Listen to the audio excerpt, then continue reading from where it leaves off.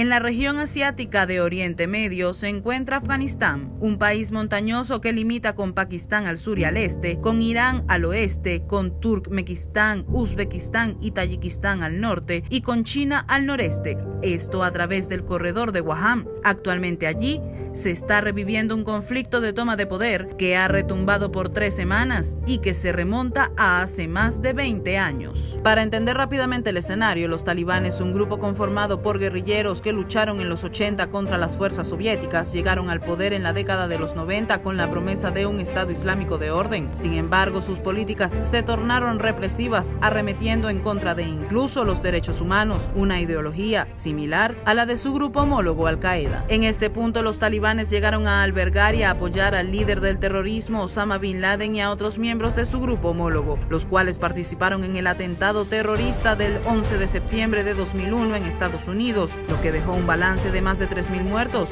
y como respuesta, ese mismo año, la caída del gobierno talibán por la incursión de fuerzas norteamericanas al país, acción llamada Libertad Duradera. En contexto, el periodo de gobierno de los talibanes introdujo leyes a la libertad de las mujeres, incluyendo en esta la prohibición de trabajar, estudiar y salir de casa sin un pariente masculino que las acompañase o un permiso escrito firmado por un hombre. Su código de vestimenta, regido bajo el mandato islámico, señala que la mujer debe estar tapada completamente con la llamada burka y el hombre debe tener barba y llevar gorra o turbante. Códigos que al ser incumplidos tienen la sanción de azote, golpes o humillación, clara seña y representación de un régimen fundamentalista.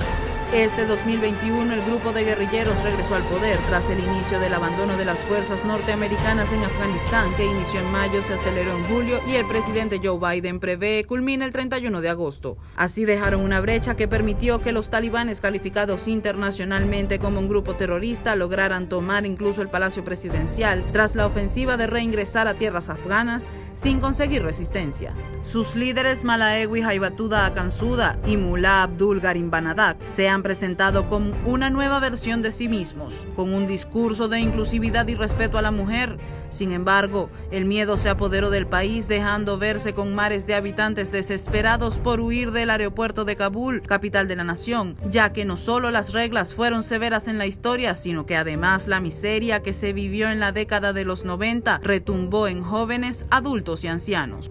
Antes de volver a tocar el palacio, los talibanes se mantuvieron en las fronteras afganas con el avance paulatino pero progresivo de sus tropas como estrategia principal. Así llegaron a Kabul, inmersión condenada por la Organización de las Naciones Unidas debido a los atentados, golpes en contra de los funcionarios, periodistas y fuerzas de seguridad. Todo esto ocurrió a pesar de la firma de un convenio entre Estados Unidos y el grupo fundamentalista en el cual acordaron el retiro de las tropas norteamericanas en 2020 con la condición de mantener la paz en el país mediooriental. Las acciones principales que se han visto en estas últimas semanas en Afganistán por parte de los talibanes se ha reflejado en miedo por parte de los habitantes tras la toma. Hasta el momento se han reportado al menos 9 muertes, así como varias personas heridas en el aeropuerto de Kabul, que ha estado repleto de ciudadanos desesperados por huir. En el terminal aéreo, el aglomeramiento de personas, de las cuales algunas incluso saltaron muros y vallas para tomar un vuelo. En este escenario, un afgano viajó agarrado del fuselaje de un avión de Estados Unidos mientras despegaba de Kabul.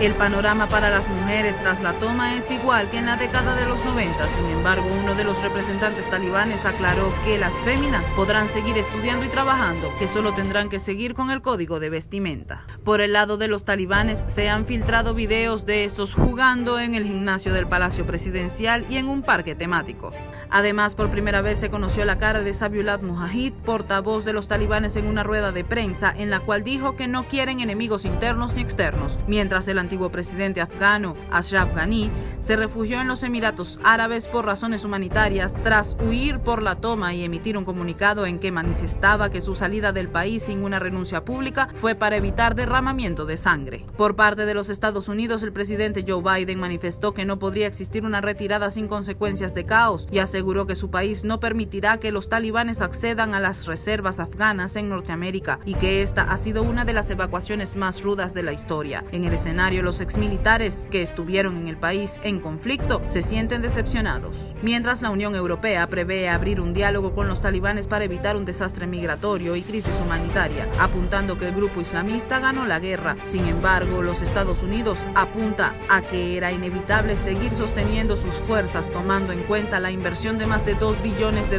vidas perdidas y familias separadas por mantener la paz en un país que demostró no ser autosuficiente tras 2 décadas de guerra. Fuerzas leales al vicepresidente de Afganistán, Amrullah Saleh, así como a otros líderes del norte del país, han anunciado que los talibanes han sido expulsados de al menos un distrito de la provincia de Baglan, en uno de los primeros contraataques contra los insurgentes tras su conquista de Kabul. Ahora en Afganistán, Abdul Ghani Baradar se prepara para tomar la banda presidencial de lo que denominan una nueva república islámica, mientras diferentes países se han prestado como refugio para los afganos que aún siguen huyendo de los talibanes.